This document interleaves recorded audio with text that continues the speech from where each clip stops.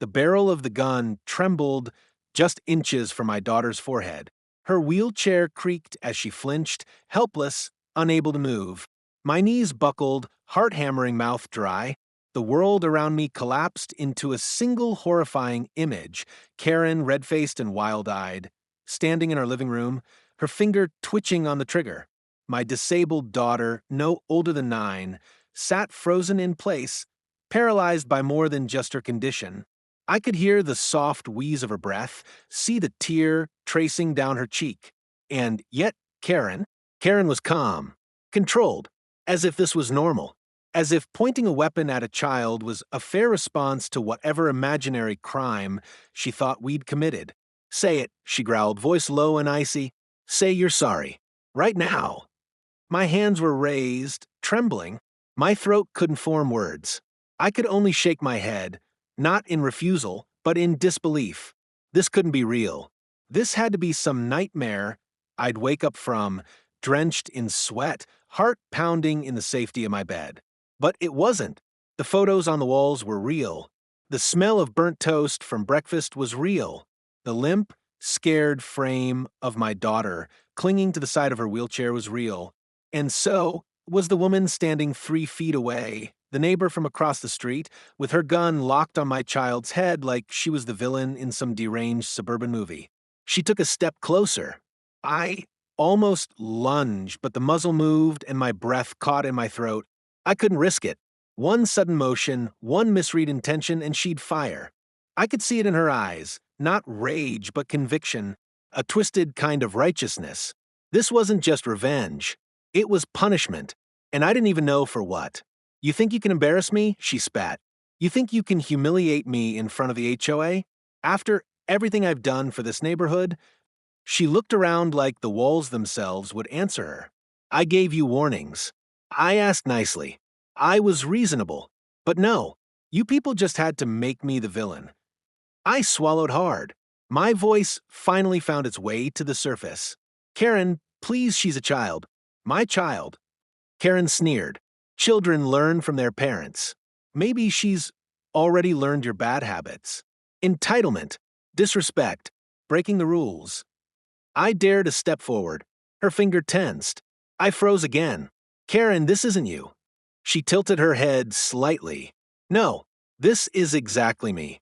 This is what happens when you push people, when you ignore the rules, when you lie and manipulate and get everyone to feel sorry for you just because you have a..." Her eyes darted to my daughter's twisted legs. She didn't finish the sentence. She didn't have to. The silence said enough. I wanted to scream, to fight, to shield my daughter with my own body. But I knew how guns worked. I knew how panic worked. And I knew Karen had lost all grip on reason. Behind her, out of view, I spotted my phone on the counter, 10 feet away. Useless. Calling for help was a fantasy now. There was no backup coming, no one to save us.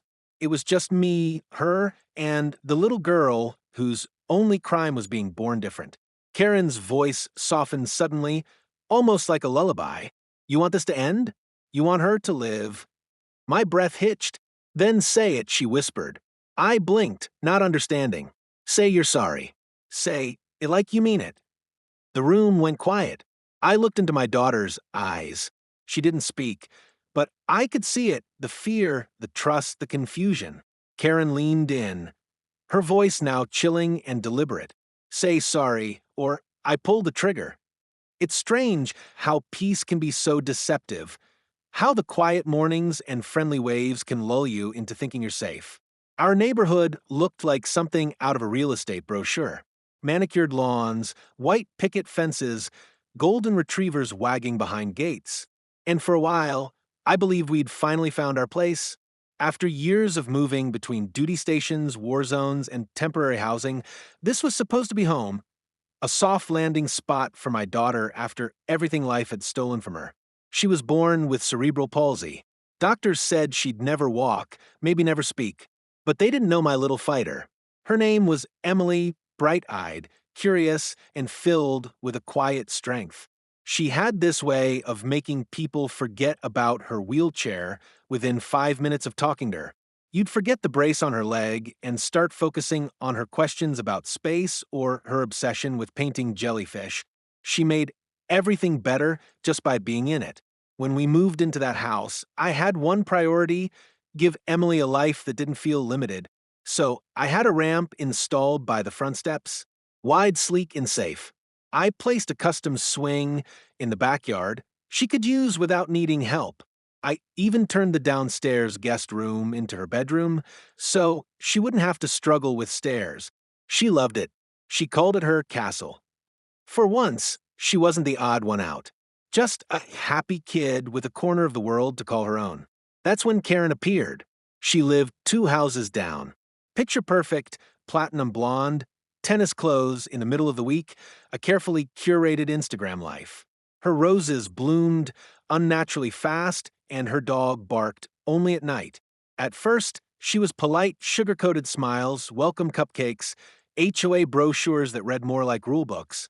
I figured she was just another over-involved neighbor with too much time on her hands.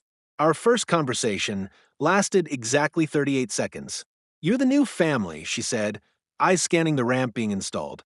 "Yes, ma'am," I replied, just trying to make it accessible for my daughter. She tilted her head, like she'd just heard a foreign word. "That's very modern of you." I wasn't sure how to respond. "Just be mindful," she added, already turning away. "The HOA has aesthetic guidelines. We don't want the neighborhood looking like a hospital." That was it. No welcome, no warmth. Just a veiled warning wrapped in a neighborly bow. Still, I didn't take it seriously. I'd dealt with worse. In my years of service, I'd faced people with real power, not clipboard commandos obsessed with mailbox colors. So I brushed it off. I didn't realize then that people like Karen don't need armies. They just need control and someone to blame. Over the weeks, the little things started. A passive-aggressive note about my oversized trash bins. A complaint filed because the ramp didn't match the neutral tone of the home exterior. And once, she actually rang the doorbell to tell me the American flag I had hanging on the porch wasn't centered. Emily thought it was funny. I didn't, but still I let it go. Then came the HOA citations. One for the ramp, one for the swing, one for leaving Emily's wheelchair too close to the sidewalk, where it could be a tripping hazard. I tried reasoning. I tried explaining. I even invited the HOA board to meet Emily. One came. He shook my hand awkwardly, avoided eye contact with her, and never came back. Still, I believed it would blow over. That eventually people would see the good we were doing, that Emily deserved kindness. I kept mowing my lawn, showing up at community meetings, offering to help when I could, and I told myself if we just stayed quiet, if we didn't rock the boat, Karen would move on to someone else. But Karen didn't forget. She didn't move on. And quiet only made her bolder. What I didn't realize was, in her mind, I wasn't just breaking rules. I was breaking her world. It started with a knock. Not the polite, neighborly kind, no soft rhythm or gentle tap. It was sharp, demanding, like the person on the other side wasn't requesting entry, but announcing authority. I opened the door to find Karen standing there, clipboard in hand, expression frozen in that forced smile way people use when they're about to say something awful, but still want to be seen as nice. She didn't waste time. "Hi, we need to talk about your ramp." I blinked. "Is there a problem?" She gave a tight laugh, a sound with no real joy. "It's just not in compliance.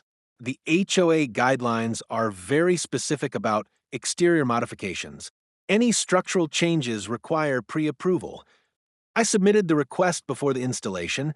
I replied calmly. Page 6 of the homeowner's packet says accessibility modifications are exempt from the standard approval process. Her smile faltered for a split second. Then she rebounded. "Yes, but there's still the visual integrity of the neighborhood to consider. People buy homes here expecting a certain atmosphere." I looked down the street. Every house looked identical: beige walls, charcoal roofs, identical flower beds. It was like someone had copy-pasted the entire block. "My daughter can't use stairs," I said plainly. "She needs a ramp to get in and out." Karen's eyes flicked over my shoulder. I could feel her trying to peek past me into the house. I stepped forward, blocking her view. "I understand," she said, though her tone made it clear she didn't. "But a lot of residents have expressed concerns." "Which residents?" I asked. She waved a manicured hand in the air. "Just people. Neighbors. We have a certain standard to maintain." I felt a twinge of anger, but kept my voice level. "Is it about the ramp or who it's for?" That did it. The mask cracked, just for a second. "Excuse me? You're not upset because of how the ramp looks. You're upset because it's a visible reminder that someone here is different." Her eyes narrowed. "I'm trying to help you avoid fines." I folded my arms. "We'll be fine." And I closed the door. Not hard, not loud, just enough to make the point that I wasn't going to be pushed. That was the first real encounter, the moment she realized I wouldn't roll over. And from then on, things changed. Subtle at first.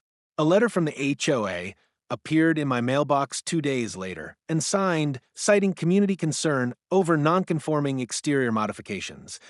Then a neighbor stopped waving when I passed by. The woman across the street, who once gave Emily Halloween cookies, suddenly turned her head every time we rolled down the sidewalk.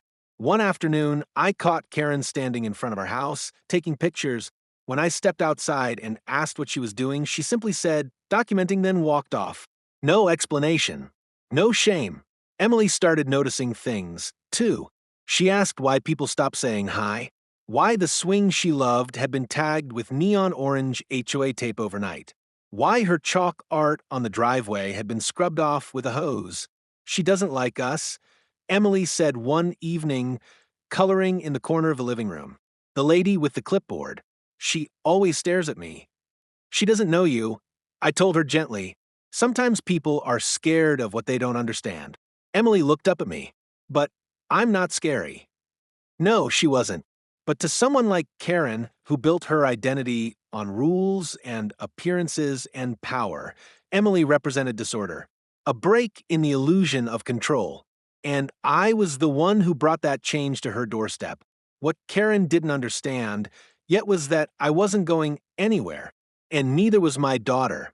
It didn't happen all at once. That's the thing about people like Karen. They don't explode, they erode. Slowly, persistently.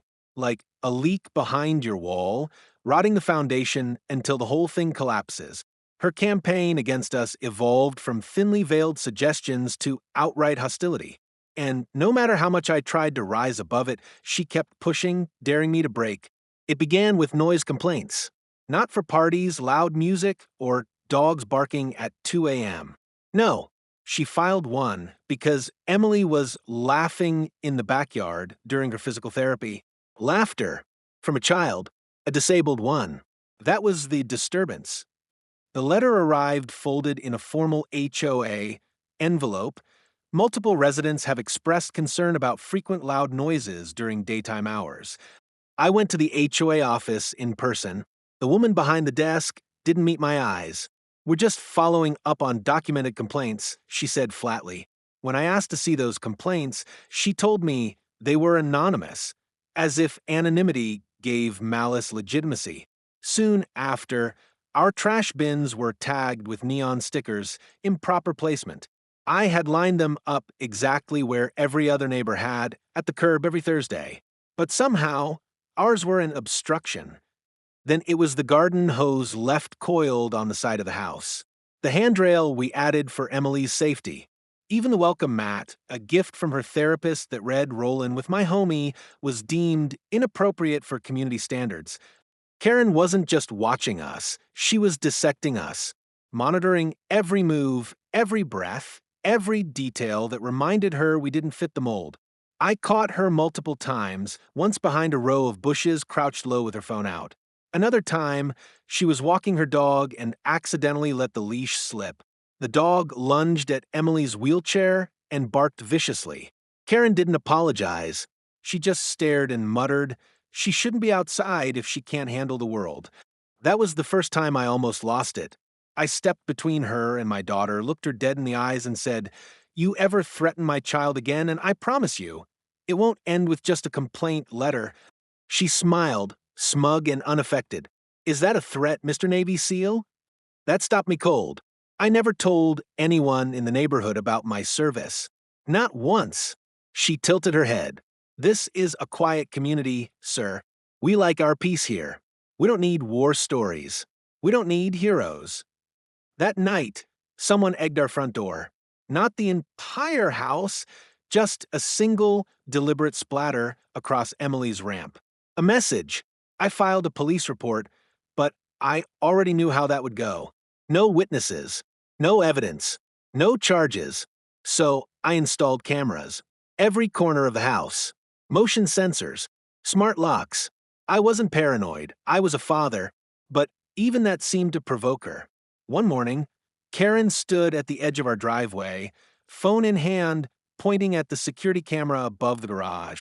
Unregistered surveillance violates HOA standards, she barked. It's for safety, I replied. Whose? She snapped.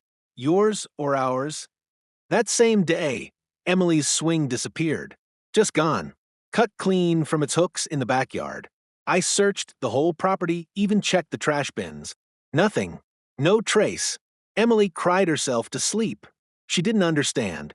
She thought maybe she did something wrong, that maybe her joy was too loud, her presence too much. That's when I knew this wasn't just about Karen anymore. It was about what she represented. Entitlement wrapped in politeness. Cruelty hidden behind bylaws. A woman with just enough power to make a family feel powerless, and just enough venom to aim her rage at the most innocent target she could find, a little girl in a wheelchair. But what she didn't realize was she had crossed the line. And I wasn't just a dad. I was trained, disciplined, capable of strategy and patience. I didn't need to scream or slam doors. I needed a plan. Because the next time Karen came for us, I wouldn't just defend my daughter. I would end this on my terms. It was a Sunday morning, the kind that was supposed to be sacred in our house. I always made waffles. Emily liked hers with blueberries arranged into smiley faces, and we had a tradition, one joke before every bite. That morning, her joke was about a turtle who tried to rob a bank and moved too slow to escape. She laughed so hard she choked on syrup. It was one of those rare, golden moments, the kind that remind you why the fight is always worth it. And then the knock came. Same knock. Sharp, cold, authoritative. I opened the door already knowing. Karen stood there, lips pursed, arms crossed, a fresh stack of documents in hand. This is your final notice, she said flatly. You violated community guidelines again. The ramp extension exceeds permissible incline. And you've installed surveillance equipment without proper HOA clearance. I didn't say a word. I just stared at her. She held the paper up between us like a badge. You've got 2 weeks. Remove the ramp, or the board will fine you into compliance. Legal action will follow if necessary. Behind me, Emily wheeled up. She had her stuffed octopus clutched in one hand, syrup on her cheek. Her eyes flicked between me and Karen. Karen noticed her and, without breaking eye contact, took a deliberate step forward. I stepped between them, firmly. Back off. You're making this difficult, she said, still holding the paper out. All of this could have been avoided if you'd just cooperated from the beginning. If you hadn't forced the neighborhood to accommodate your daughter's condition. My fists clenched at my sides. She said it like Emily was a problem, an inconvenience, something to be corrected or hidden. I kept my voice steady. You're not going to win. Her expression twitched, a brief flash of something primal beneath the Botox and fake smiles. No, she hissed. You're just a tenant here. A guest. You think your military record makes you special? You think your daughter gives you some kind of moral shield? You're not heroes. You're parasites. And when I'm done, you'll be gone. I slammed the door. The rest of the day passed in a fog. I couldn't eat, couldn't sleep. My hands shook as I sorted through every letter, every photo, every timestamp from the security footage. I started calling disability rights lawyers, one after another, but most were closed for the weekend. The ones who did pickup asked for records, paperwork, weeks of preparation. But we didn't have weeks. That night, I found the tires on Emily's wheelchair slashed. Not both, just one. The right side. Deliberate. Surgical. She cried when she saw it, not because of the damage, but because of what it meant. I can't go outside anymore, can I? She asked me softly. I knelt down, holding the broken wheel like it was a piece of her heart. No, baby. You can go outside. And you will. I'll fix it. She shook her head. She hates me. My throat closed. No, she's scared of you. Scared of how strong you are. Emily didn't understand, but I did. Karen wasn't just trying to win a petty neighborhood feud. She wanted to erase us. Because we didn't match her fantasy of perfection. Because we reminded her that life doesn't always come gift-wrapped in neat little boxes. The next day, I received an official notice from the HOA's legal team. A lawsuit was being filed. Negligent construction, aesthetic violations, disruption of community harmony. Karen had weaponized the system. She wanted to bury us in red tape until we gave up and left. That was the breaking point. I stood in my garage that evening, staring at the rack of gear I hadn't touched since I left the military. Not weapons, those were long gone.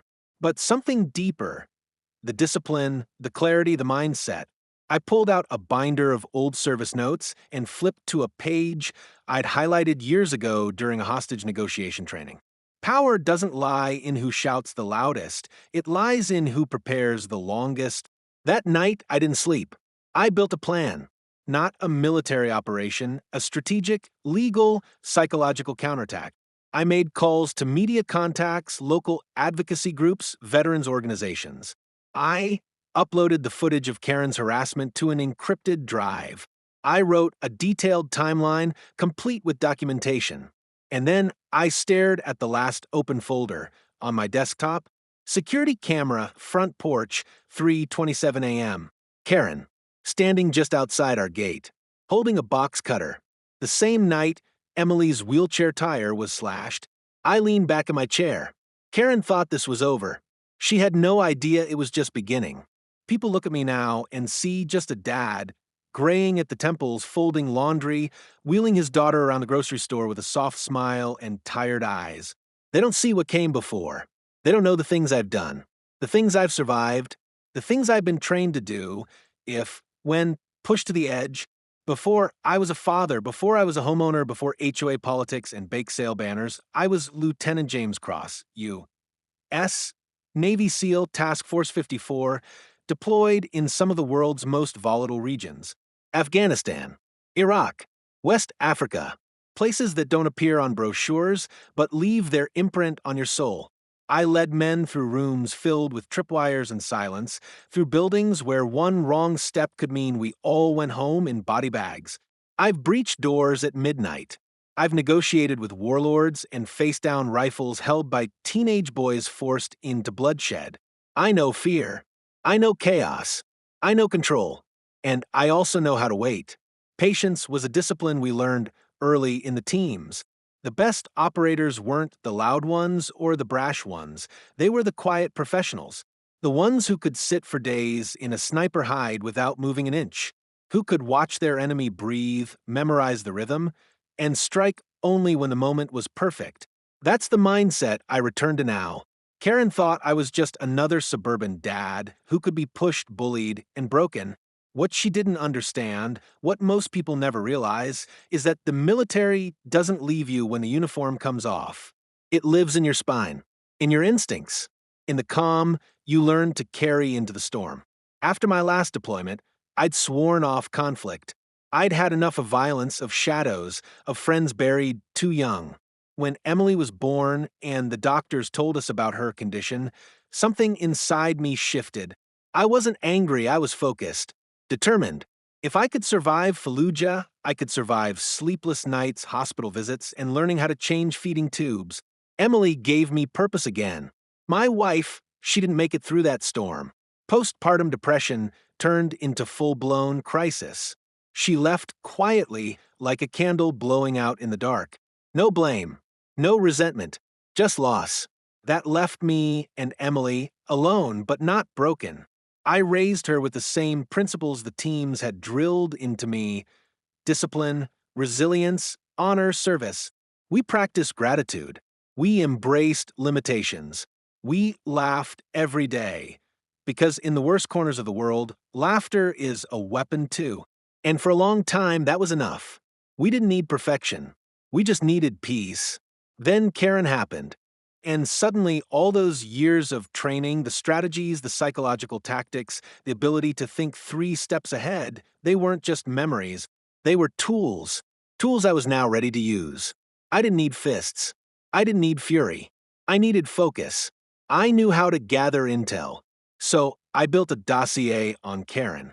Public records, real estate holdings, her social media, her voting record, her ex-husband's bankruptcy. I didn't plan to use it all, not unless I had to. But in my world, you always prepare for the worst. I knew how to build alliances, so I reached out quietly to a few neighbors who had started avoiding eye contact. I told them I had security footage that proved Karen was escalating, that Emily had been targeted. One neighbor, a young mother of twins, broke down in tears and admitted that Karen once called Child Protective Services on her for letting her kids draw with chalk on the sidewalk. Another had been fined for installing a bird feeder. Karen wasn't protecting the neighborhood. She was ruling it. I filed a formal complaint with the state's Disability Rights Commission. I handed over video clips, photos, timestamps, letters, everything. I submitted the same package to a reporter at the local paper, under the condition that they delay publishing until I gave the green light. I wasn't trying to go viral. I was building leverage because sometimes the fight isn't won on the battlefield. Sometimes it's won in the silence before the shot. And now I was done waiting. The moment I finished assembling the last piece of evidence, I sat back, staring at the open folders on my screen. It didn't look like much: timestamps, scanned letters, snapshots from our porch camera. But to someone who's been trained to turn chaos into precision, that folder was a loaded weapon. Not of destruction, but of accountability. This wasn't a war I could fight with muscle or medals. This was a battle of public pressure, legal leverage, and psychological endurance. And I knew exactly how to win it. Step 1 was subtle. I sent an anonymous tip to the local news station's Neighborhood Watch segment. I phrased it carefully, not vindictive, just concerned. Wheelchair ramp sighted by HOA in clear violation of ADA protections. Disabled child being targeted. Cameras may reveal more. That tip was enough to get the station's producer interested. She called the Disability Rights Legal Center before ever reaching out to me. 2 days later, I got an email asking if I'd be willing to speak off camera if necessary. I said yes, but not yet. Not until I'd made sure we were untouchable. Next, I called the HOA. I didn't ask to speak to Karen. I bypassed her entirely and requested the HOA board's legal advisor. I calmly, politely stated that I was preparing to file a discrimination and harassment lawsuit under the Americans with Disabilities Act and Fair Housing Act. I also mentioned that I had over 22 recorded incidents of my child being targeted, including the destruction of her medical mobility equipment. There was a long silence on the other end of the line. Then the attorney cleared his throat and asked if I might consider resolving the issue internally before taking legal action. Bingo! That's what fear sounds like. Step 3 was something most people overlook. The community. Karen had bullied them into silence, yes, but silence doesn't mean loyalty. So I printed flyers, not emotional rants, but short, simple messages with bulletproof facts. A disabled child has been harassed. Security footage has captured multiple violations. The HOA has issued illegal citations. We have video, timestamps, and witnesses. You may be next. I didn't sign it. I didn't need to. I just slid it into mailboxes at 4 a.m., wearing gloves and a hoodie, avoiding every camera on the block except my own. Within days, the tension shifted. People started whispering again, only this time it wasn't about us. One neighbor left a pie on our porch with a sticky note that said, "For Emily. I'm so sorry." Another neighbor stopped me at the mailbox and confessed that Karen threatened to fine her for having a garden gnome on her lawn. It was like lifting a curtain. Behind the perfect neighborhood smiles were people just like us, tired of the tyranny, afraid to speak, waiting for someone to finally say enough. And then Karen cracked. She showed up at our property again, but not with a letter this time, with a drone, hovering just outside Emily's bedroom window. The footage showed her standing at the edge of our fence line, remote in hand, trying to get a better look inside. That was it. That was the final card. I turned over everything to the police. The trespassing, the drone, the threats, the vandalism, the citations, the footage of her dog attack, even the audio clip of her saying, "You people don't belong here." But I didn't stop there. I called the reporter again. This time, I said she could use my name. Within 48 hours, the story hit the evening news. Veteran father says HOA targeting his disabled daughter. Security footage reveals shocking pattern of abuse. Karen's face didn't appear, but her house, her drone, her HOA citations, they were all there on every TV screen in the city. And the fallout? Oh, it came fast. The HOA board called an emergency meeting. Neighbors formed a petition to have Karen removed from her post.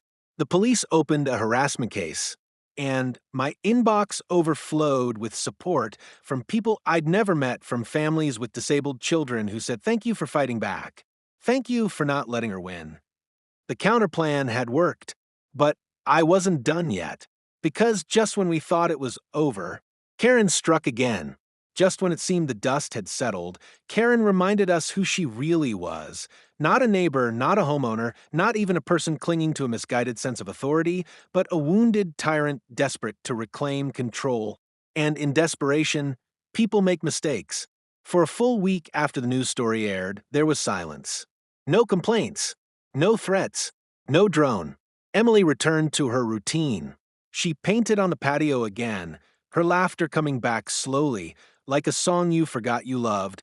I almost let my guard down. Almost. Then, on a Friday afternoon, while I was on a Zoom call with a disability rights advocate, I heard a sound no parent ever wants to hear, my daughter screaming. I dropped everything and ran outside. The ramp, the one Karen had so relentlessly fought against, had collapsed. Wood splintered. Bolts scattered. Emily was lying at the bottom, not crying, not speaking, her wheelchair tipped on its side. I didn't even feel myself move. One moment I was at the door, the next I was lifting her gently into my arms, checking her legs, her arms, her face. "She's not bleeding," I muttered to myself. "You're okay, baby. You're okay." But her silence was louder than any scream. The EMTs arrived minutes later. Nothing broken, thank God. Just bruises, physical and emotional. But as they lifted her into the ambulance for observation, I saw it. A single bolt, cleanly cut. This wasn't rot. It wasn't weather. It was sabotage. I reviewed the footage that night, hands shaking. Around 2:12 a.m., just 2 nights earlier, someone in a hoodie, tall, lean, stepped onto our property from the back alley, flashlight in hand. The video was grainy, but the posture, the hair, even the dog, leash hanging from her back pocket. Karen. I paused the footage, zoomed in. She crouched at the base of the ramp, pulled something from her sleeve, a tool, maybe bolt cutters, and began working fast, methodically, like she'd done this before. I stared at the screen for what felt like an hour. This wasn't harassment anymore. This was attempted harm. She had crossed into a new territory, one with criminal consequences. And this time, the law wouldn't just shrug. I took the footage directly to the police. I didn't call. I didn't email. I showed up in person, laptop in hand, and laid out every frame. The officer watched it once, leaned back, and said, "We'll be pursuing charges."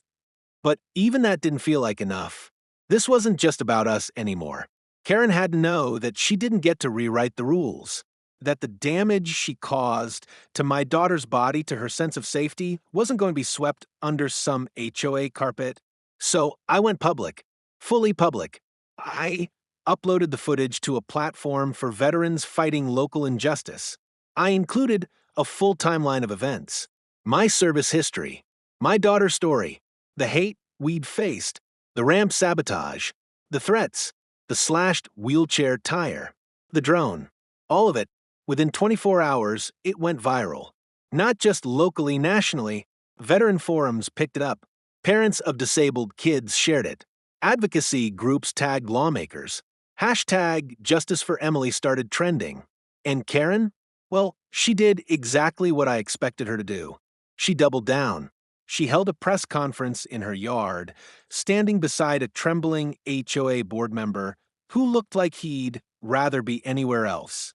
With her lawyer beside her, she claimed the footage was doctored, the ramp was structurally unsound to begin with, and the accusations were a coordinated character assassination by a disgruntled resident with a military savior complex.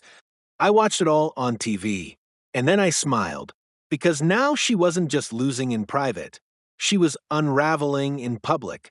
Her house became the focus of neighborhood protests. People honked as they drove by.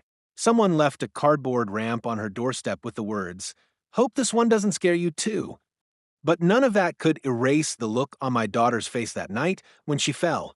The way she curled into herself, the way her eyes searched mine not for answers, but for safety. Karen had tried to break her.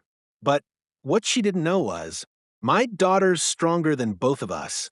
And I wasn't just going to wait for justice anymore. I was going to deliver it. The Karen who once ruled our neighborhood with passive-aggressive notes and fear-laced smiles was gone. In her place stood a woman unraveling in slow motion, still clinging to the illusion of power, but now surrounded by whispers instead of worship. And while she scrambled to control the narrative, I was busy rewriting it, line by line, action by action. It started small.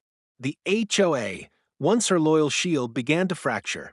Board members, now terrified of legal liability, started distancing themselves. At the next meeting, which I attended, accompanied by a disability rights lawyer and 3 local reporters, the atmosphere was tense enough to cut with a knife. Karen wasn't even there.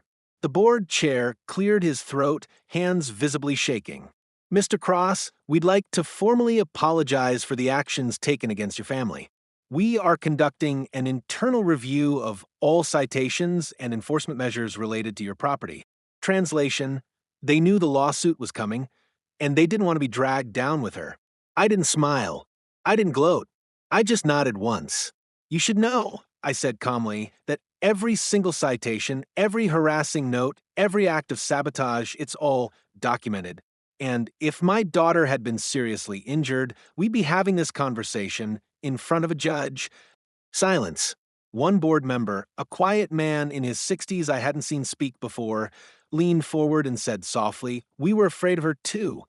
And there it was, the truth hanging heavy in a room. This had never been about community rules or aesthetics. It was always about fear. Karen's power came not from position, but from intimidation. And now that the armor was cracked, everyone saw what she really was, just another bully without backup. But I wasn't done. The footage of her sabotaging the ramp had led to a formal police investigation. When the forensic team reviewed the broken bolts, they confirmed what I already knew. The cuts were deliberate. She was charged with reckless endangerment, vandalism, and harassment of a disabled minor. The news broke fast. Karen's pristine image shattered. Local news anchors who once praised her for neighborhood beautification were now running stories with headlines like "HOA president accused of sabotaging disabled child's wheelchair ramp."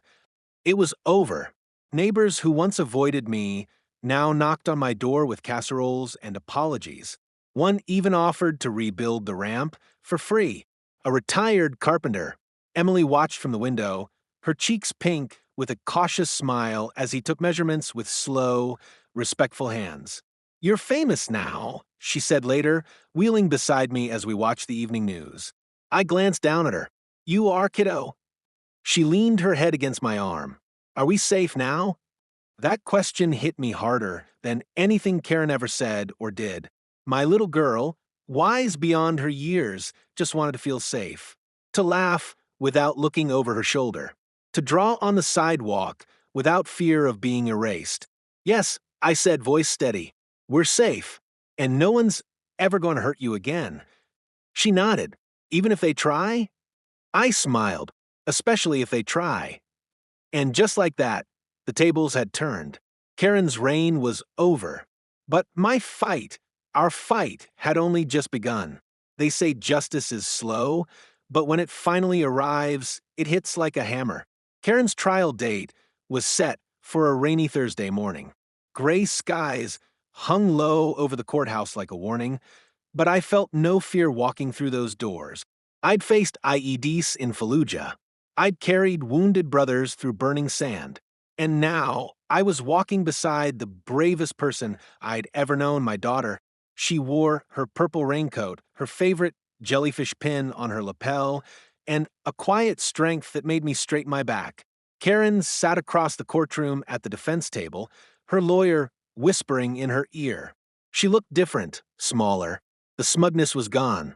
Her hair wasn't perfect, and for the first time, she looked like she understood what consequences felt like. Still, she avoided our eyes. Cowards always do. The judge, a no-nonsense woman with years behind the bench, wasted no time. The charges were read aloud. Reckless endangerment of a minor, intentional destruction of medical equipment, violation of ADA protections, and malicious harassment. When they asked how she pled, Karen stood and said, "Not guilty." A few people in the room audibly scoffed. The prosecution began by laying out the timeline, the security footage, the timestamps, the formal HOA complaints, the drone video, the egg ramp, the destroyed wheelchair. The night she stood at the base of the ramp with bolt cutters recorded in high definition. But none of it hit harder than the moment they brought Emily to the stand. I wanted to stop it. I wanted to protect her from the pressure, the weight of adult cruelty. But Emily, she insisted. I want people to know what she did. She told me the night before. I want to tell the truth. So I held my breath as she wheeled up to the witness chair. She took her oath with a calm voice, looked straight ahead, not flinching once. And when the prosecutor asked, "Do you remember the day the ramp collapsed?" she nodded and said, "Yes." It hurt a little, but what hurt more was knowing someone wanted to make me feel like I don't belong. A murmur spread through the courtroom. Even the judge seemed to shift in her chair. The defense tried to argue sabotage wasn't proven, that Karen was simply concerned for the neighborhood's safety. They painted her as misunderstood, a woman just trying to uphold community standards. But the evidence crushed their narrative. And then it was my turn. I took the stand. I told them about Emily, about my military background, about how we came here for peace and instead walked into a battlefield disguised as suburbia. I didn't yell. I didn't rage. I just told the truth. I served this country to protect the rights of all people, not just the able-bodied, not just the wealthy, not just the well-connected. I said, and when someone targets my daughter because of her disability, that isn't a neighborhood dispute. That's an attack, and I won't let it go unanswered. By the time I stepped down, Karen was fidgeting pale. Her lawyer leaned in, whispering urgently. Then, after a 5-minute recess, the defense returned with a plea. Karen changed her plea to no contest. She didn't admit guilt, but she surrendered. She knew the evidence was airtight, that if this went to jury, her reputation, her job, even her freedom might not survive. The judge sentenced her to probation, community service with a disability awareness nonprofit, and issued a permanent restraining order. She was removed from the HOA immediately and barred from contacting or approaching any family with children under ADA protection. But the real verdict wasn't what happened in court. It was what happened afterward. Neighbors approached us in the hallway. People who had once crossed the street to avoid us now offered their hands, their thanks, their apologies. The carpenter who built Emily's new ramp stood waiting by the courthouse steps, holding flowers and a handmade "You Are Loved" sign. Emily took it all in silently, then whispered, "Can we go get pancakes?" I laughed. Absolutely. As we drove away from the courthouse, I looked in the mirror at my daughter, battle-scarred but undefeated, and I realized something. Karen didn't just lose her power. She gave us ours back. 6 months later, the ramp stood stronger than ever, polished wood reinforced with steel brackets, freshly painted in Emily's favorite color, seafoam green. It wasn't just a structure anymore. It was a symbol, a line in the sand, a quiet but unshakable message. We're still here. We're not going anywhere. The neighborhood changed too, subtly but deeply. There were fewer closed curtains when we walked by, more friendly waves, more shared smiles that weren't laced with pity or awkwardness, just simple acknowledgement, respect. Karen's old house went up for sale a month after the verdict. No one said much, but we all noticed how quickly her car disappeared and how slowly the realtor sign came down. The HOA held new elections. This time, the candidates talked openly about inclusion, compassion, and diversity, words that had once felt like liabilities in suburban politics. And for the first time, people actually showed up to vote. Emily even helped design a flyer for one of the candidates, drawing a stick figure in a wheelchair holding hands with a house. At the bottom, she wrote, "Let everyone in." Sometimes at night, I'd sit on the porch after she went to bed, listening to the wind rustle the trees, watching the security camera light blink steadily. And I'd think about all the ways that peace has to be earned, maintained, defended, not with weapons, but with truth, with presence, with the unshakable conviction that no one gets to decide who belongs and who doesn't. Karen never apologized, not once, but that stopped mattering somewhere along the way. Because closure isn't about someone else's remorse, it's about reclaiming your voice, your safety, your space. And Emily, she reclaimed it all. She laughs louder now, draws on the sidewalk in big, looping colors, talks about building a ramp for her dolls so they don't feel left out. She even started a tiny YouTube channel where she tells jokes and reads bedtime stories for other kids with disabilities. First video, How to Be Brave Without Yelling. I cried watching it. One evening, we were leaving the house when she turned to me and asked, "Do you think the ramp scared her?" "Who?" I asked.